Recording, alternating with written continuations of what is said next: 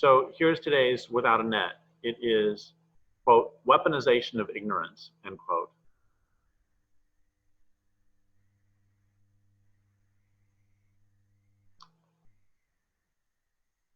I think, well, there's a few things. One of them is that I recently read an article about how those who are both far left and far right, basically radicals of any sort, or I shouldn't say radicals, but extremists, using value neutral, extremists of any sort, or let's go even more value neutral, fanatics of any sort, are less likely, that evidence is less likely to change their minds than it is for those who are not. I'll go back to the article. The article is actually people who are far right and far left, that both of those evidence is less likely to change their minds than somebody else. And it's very interesting. So is this, what's the cause and effect here? Is it that you become a radical because you don't actually care about evidence contrary to your opinion, and so you sort of become more radicalized? Is it a personality question? Or is it that you have discovered some truth, whether it's true in a capital T or not, and so you become more and more devoted to it? And, we see the same thing with sports fanatics. Somebody's a sports fanatic would still, a Seattle Mariners fanatic would, before the season started, have still held out great hope that this year the Seattle Mariners are going to do it, when their performance on the field shows that that was absurd. And it reminds me of something else I read. I was reading this book on a history of assassinations a few years ago. And one of the things they talked about is how political assassins, such as those worked for the KGB, CIA, are notoriously unreliable. And they gave a lot of examples of this, of, they would show up to kill somebody, but then as they're on their way, they would go take a bunch of drugs, or they would be on their way to do it, and then they would just have some other issue come up, and they were unstable. And I thought was very interesting. And the analysis in the book was that this makes sense, because fanatics of any sort are generally, somebody who's really a fanatic is probably, the chances are slightly higher that they are emotionally unstable.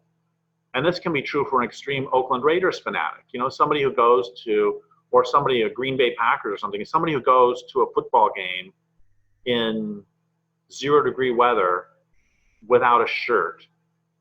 That's pretty fanatical, and they might be kind of weird. Okay, but weaponization of ignorance. So first off, people who are fanatical can be oftentimes it's more difficult to sway them.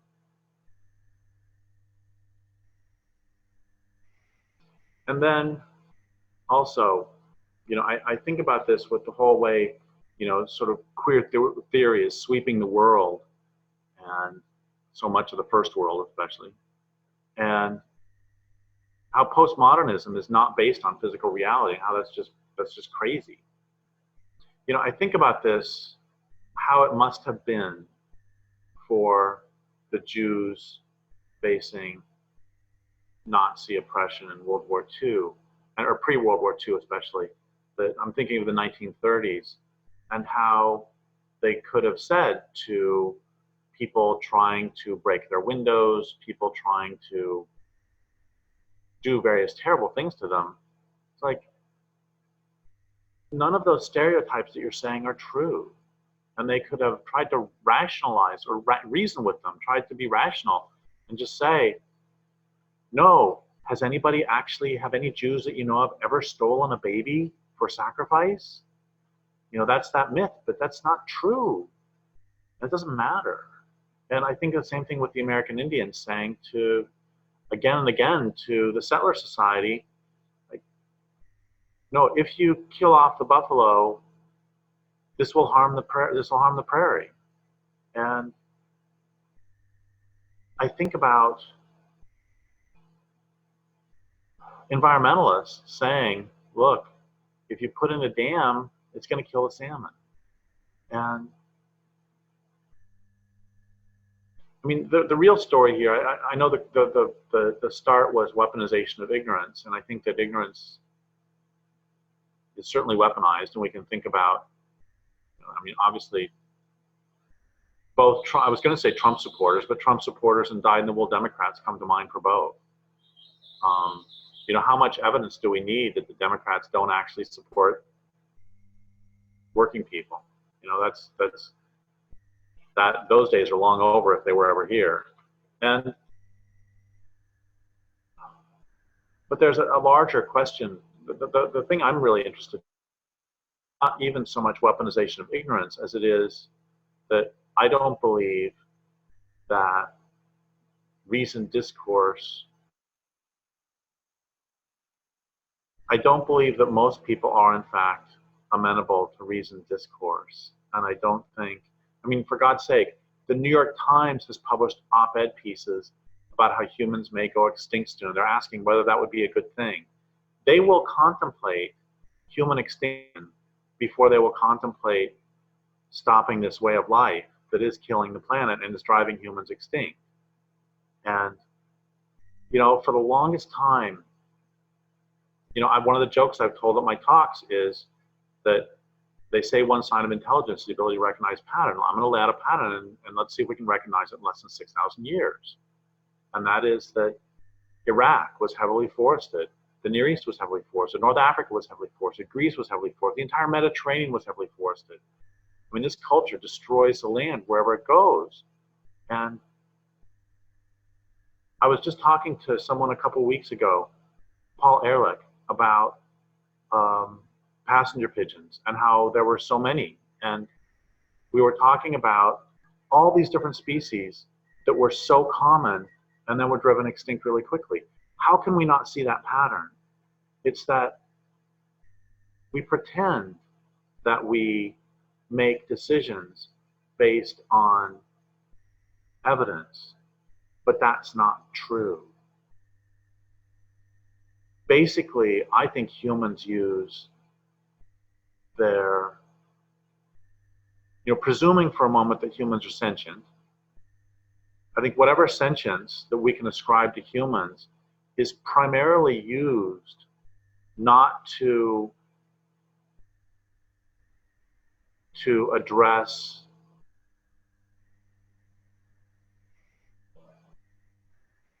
significant problems. It's not to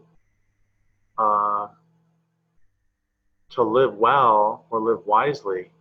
It's mainly used to rationalize however we wanted to act in the first place. That's the primary use of intelligence at this point. And so if people want to, this is really central to all of my work, is that the culture is driven by a death urge, an urge to destroy life. And the primary use of intelligence within this culture is to rationalize that by creating an entire economic system that's based, what is gross national product? It's a measure of how quickly the world is being converted from living beings into dead products. That's all it is. And it's a measure of how fast, years ago, I shared the stage with Lord Churchill, and beforehand, he and I were chatting, and one of the things I said to him was, I can't believe how stupid the Germans were as they were committing the Holocaust to keep very specific, very detailed records of their atrocities. I mean, that's just, when you lose, that's just asking to get hanged at Nuremberg. That's crazy. Why are they so stupid? I mean, as well as, being atrocious to all things, but how can they be so stupid as to keep careful track of it? He just looked at me and said, Derrick, what do you think GNP is? And when the New York Times is publishing op-eds about whether it would be good or not for humans to go extinct, you'd think if we were reasonable beings whose intelligence was fueled by information, you would think that we would respond to that by figuring out what we can do and putting all options on the table for future survival of the planet. But that's not what any of us are seeing. What we're seeing is, it's like, also, I just had a discussion with Darjamail the other day, and Darjamail was saying that the thing that scares him most about the future is that the nature is so complex that we are setting in motion things that we can never understand and can never predict. And I told him that, yes, that's very scary, but that actually is not the scariest thing for me. For me, the scariest thing is that in the face of all of this evidence of the destruction of the world, what is happening is an acceleration of the destruction. And it's the will to destroy, and it's the absolute unwillingness to allow actual evidence or intelligence to enter the discussion that scares me as much as things we don't know. So, yes, ignorance is weaponized. Like Upton Sinclair said, it's hard to make a man understand something when his job depends on him not understanding it. And I would expand that to say it's hard to make people understand something when their way of life depends on them not understanding it.